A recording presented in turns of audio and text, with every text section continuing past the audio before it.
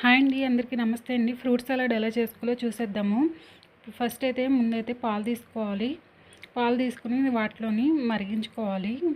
ఇప్పుడైతే custard powder తీసుకోవాలండి. 1 spoon custard powder తీసుకున్నాను. దీంట్లో మిల్క్ వేసుకొని ఉండలు లేకుండా కలుపుకోవాలి.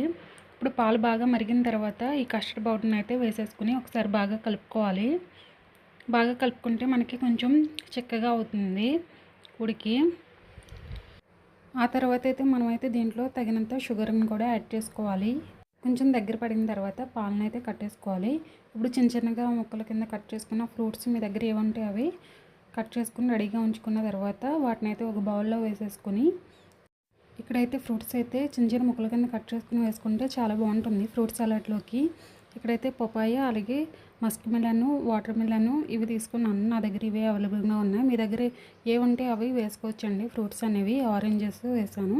వీటన్నిటిని వేసుకున్నాక దీంట్లో అయితే మనం మరిగించి పక్కన పెట్టుకున్నాం కదా, అది చల్లారిన తర్వాత ఈ ఫ్రూట్స్లో వేసేసుకుని ఒకసారి బాగా కలిపేసుకుని ఫ్రిడ్జ్లో అయితే ఉంచుకోవాలి.